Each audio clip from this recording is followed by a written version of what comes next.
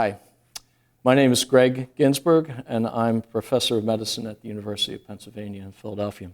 And I'm really pleased to interview today David E. Fleischer. He's professor of medicine at the Mayo College of Medicine. And Dr. Fleischer is an icon in gastroenterology and in GI endoscopy. He was a pioneer in video endoscopy and has forwarded many advances in esophageal cancer prevention and therapy, just to name a few. David, take us through your early growing up years and how you came to GI endoscopy. Well, Greg, thank you for doing the interview. I'm delighted you're the one who's doing the interview. I grew up in Kentucky in Louisville, and I think back now, it was in 1944 that I was born, and the South was actually very segregated. I remember there were water fountains that were white, and for blacks, white and colored actually, how they were. And I noticed a great change over the past 6 months when they renamed the airport in Louisville to the Muhammad Ali International Airport, and it's an example of come a long way, baby. I went to school, to medical school at Vanderbilt, and when I was at Vanderbilt, there were 2 women in the class out of a total of 52, and it was also the year it was the first African-American medical student at Vanderbilt, so times have changed a lot.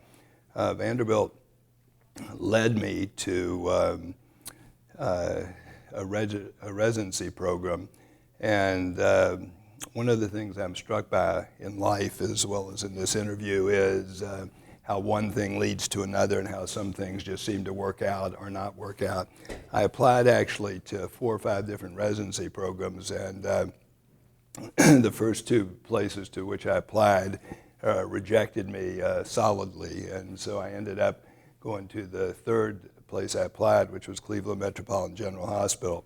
I'd wanted to go to a city hospital. I like the idea of being in, kind of getting your hands dirty, and so it was a terrific place for me, but also it led to one thing leads to another.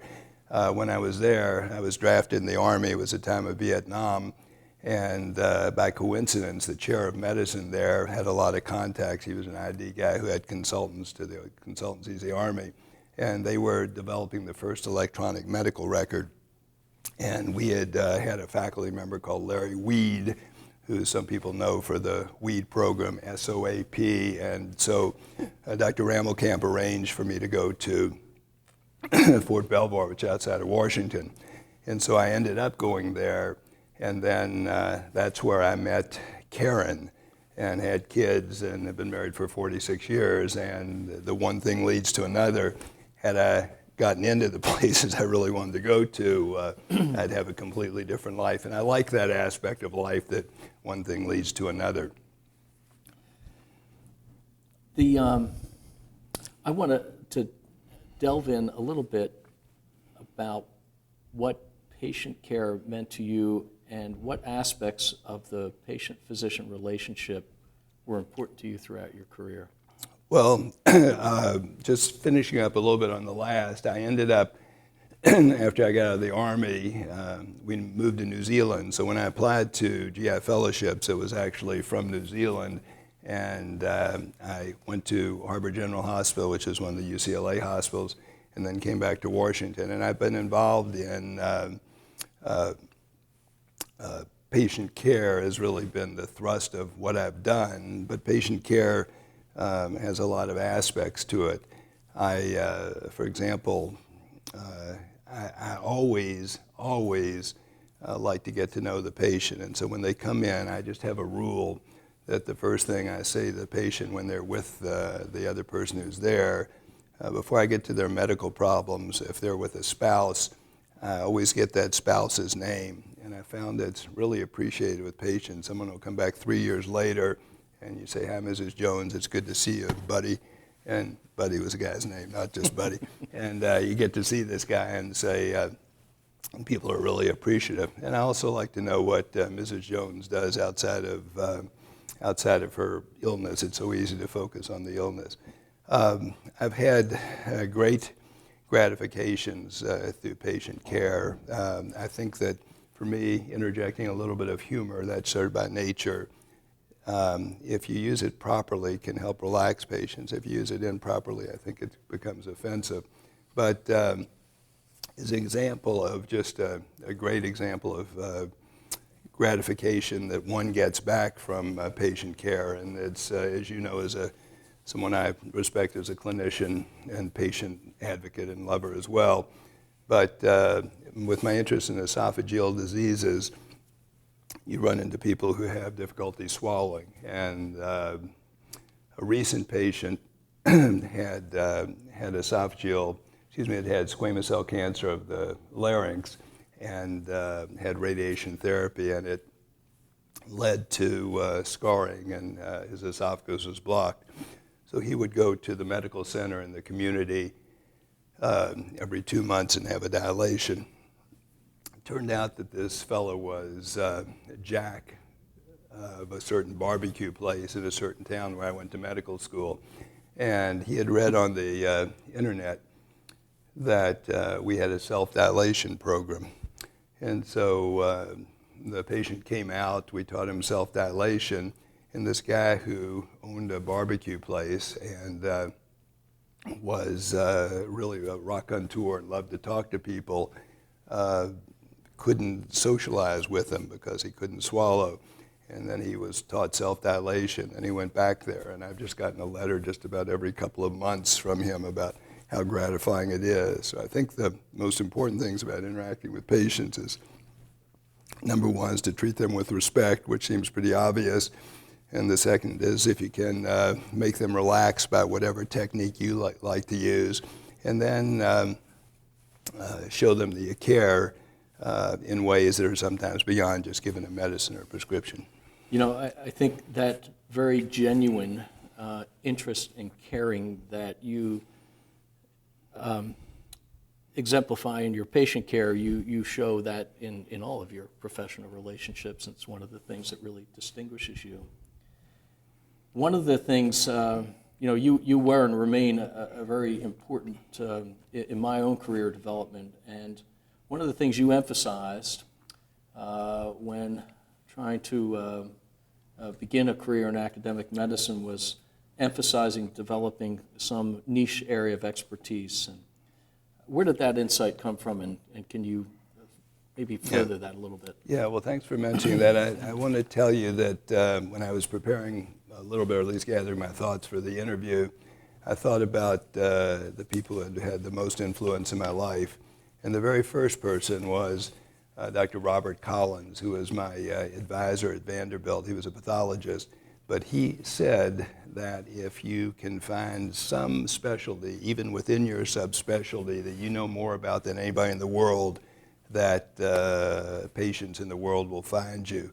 The greatest example I found, not in my career, but when I was at the Cleveland Clinic, they had a division of ballet medicine. Not just dance medicine, they had ballet medicine. And that place was packed. I mean, you saw these women walking around in tutus. You felt like you were on Saturday Night Live or something like that when you were doing that. But I mean, that was the idea of specialization. So Robert Collins was the first. The second was someone called Richard Dwyer. I was in a fellowship at Harvard General, as I mentioned. I was doing column chromatography because that was what the chairman was doing. And I thought to myself, on these Saturdays, gorgeous Saturday afternoons in Los Angeles, I'd be in this refrigerator doing column chromatography. I thought I was going to jump off the 74th floor of whatever building there was. I mean, it just wasn't my talent. It was good for some people. And then a guy called Richard Dwyer came to our fellowship as a faculty person towards the end of the last year that I was there. And he had just come from Germany, where he went to a place and studied with the first person who was using lasers for GI bleeding. So having Richard Dwyer come in and changing me to, number one, it was something that was different than column chromatography. Second, it was something that was at Robert Collins saying it was a very subspecialized thing, was good. The third person who was most influential was Gene Overholt, who's a past president of the ASGE and a friend of both of ours. And when I was just a rookie doc, Gene asked me to host be a course director of one of the ASG courses. And I said, look, I don't know all these people. You want to invite the big people. He said, you're the guy to do the course. I'll get the people to you there. And it was the first really interaction I'd had with societies and with the ASG specifically. And the ASG is really, the involvement has really enriched my professional career. And I think so Gene bringing me the ASG was important. And then the final person was Sandy Dawsey, who's a pathologist at the NCI, and he's been involved in a lot of esophageal cancer programs around the world. And, and Sandy's really led to my love of international travel, international involvement. So those would be the four main people, and that's how I started. You know, you've touched on a number of aspects that I want to delve into a little bit more. And you know, when we talk about niche, while you always emphasize that, it's remarkable that you know, have really been at the spearhead in laser therapy and stent therapy and early diagnosis and RFA. Maybe talk about how, you know, that niche area of interest led you to innovation in so many of these different aspects. I think if you try to look at the common denominator of all those things, it really boils down to one attribute that people either have or like to have or want to develop or shouldn't develop, but it's risk-taking. And if you think about all those things, what early adoption of a new technology is, I mean, I wasn't smart enough to be the guy that invented RFA, or I wasn't smart enough the guy to do that, and I mean that in not a false sense of modesty, but I was very good at seeing if something had a potential to change the paradigm. And I think that's one thing, Greg, that is really important. I mean, I think, for example, with lasers and esophageal cancer, all I saw were people with esophageal cancer presenting at the end stage of their life. These patients at VA, they couldn't swallow their own saliva, and all we were doing was giving more radiation therapy and chemotherapy, and you couldn't operate on them. And so, I mean, to me, it was just, how can you change this paradigm? That was what was important to me, because what we were doing before just wasn't solving the problem. So then when it came to the fact we had been using lasers for GI bleeding, and if you use too much energy, it would cause a perforation, it seemed to me that there was at least a possibility that you could drill through a blocked tumor and open it up. So I did some work with salami from the Safeway, then I did some animal work, and then I went to the first patient and said, look, I don't know if this is going to work or not, but it seems like, you know, you're in a pretty bad state. He says, Doc, he says, take it away. He says, as miserable as I am now, if it doesn't work, it's okay with me, but you got to do something different. And it was encouraging that the patient had the same thought that I did, that what was going on wasn't moving the dime. You know, you touched on your introduction to the ASGE. You were my introduction to the ASGE. Talk about what professional society involvement has meant to your career and advice you have for young physicians out there who are looking for avenues to further their careers. Yeah. The first thing I do when fellows join our program, and I've not been a program director, but the first thing I do is to say, here's all the reasons you ought to be involved in the ASG, the AGA, the ACG, and all the different societies. Because to me, you grow up in a pretty parochial training situation. I mean, I know how they do things at Georgetown, and I thought that was the way of the world. Then you get on these committees and you see it's the exact opposite or different how you do it. And so to me, it's like travel if you're not in a profession, the education of travel and all the wonderful aspects of travel. That's what societies do for me. And now, as I approach my 75th year on this earth, I mean, my best friends are people from the ASGE, and it's been coming through, and it's really kind of a buddy system. It's like the guys you play golf with, only more on a deeper level. You mentioned travel, and I know that one of the aspects of your professional career that has brought you great pleasure is traveling around the globe and meeting people from around the world. You've lectured on 7 continents, so tell us a little bit about how some of your international involvement, what that's meant to your life and your family. Well, one of the things, if you think of the meeting we're participating in now, DDW, as you know, about more than 50% of the people are from international places, so it's not just Americans, and that's a wonderful thing. I've just learned that, again, people do things in different ways. I've learned that everybody in life wants the same thing. They want their kids to have a good life and hopefully marry someone that makes their kid happy. You want to be secure in some extent. It doesn't matter if you're in Bangladesh or if you're in Malawi or if you're in the United States of America. I mean, all these things are important. So I think it's just been a wonderful opportunity to grow and meet people. And then this most recent project, this AFREC project, which is a consortium of East African countries with the NCI and some United States, and now with the ASG and be involved. I mean, I just don't think how things could get much better than to have the broad input from people around the world who have the whole perspective that's not just an American perspective.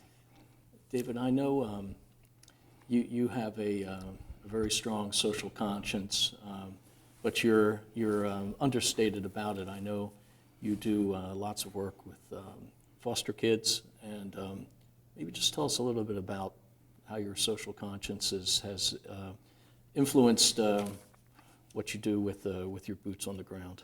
Well, I think a lot of this grows out of family, and I want to make sure we just have a moment to talk about family. But when I grew up, my mother and father were in Louisville. My father had about a 6th grade education and had a pretty rough childhood. He came to Louisville. He was in Fort Knox in the Army. He met my mother. But my mother, I talked to you about the South that had colored water fountains and things like that.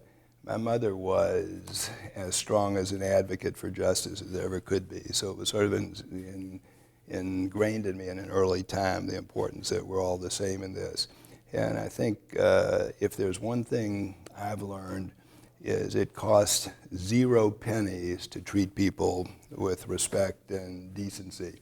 So I, again, don't say this in a bragging way, but I know more of the house cleaners and cleaning people at Mayo Clinic than I know doctors. I mean, I can name all the people that come in on the cruise, and we've just gotten to be good friends. And it just takes, it takes 0 amount of dollars to say something nice to someone, and then you learn about them and you learn from them and all those different things. So that's one thing that's important. The second thing is everybody should be treated the way they'd like to be treated. I think in this particular time, if I can get mildly political for a second with the presidency we have currently, I mean, I find it abhorrent. And so I think it's more important than ever that people be civil with one another and to show respect. And you can do that whether it's an international program or if it's just talking to someone in your own business or work. David, we thank you for all your contributions to gastrointestinal endoscopy on behalf of all your trainees, of whom I'm one and grateful. You truly, because of the genuine person that you are, caring, respectful, that's brought you to your icon status. Thank you. Thank you. I did want to say one thing, though, if this is going to be re-edited.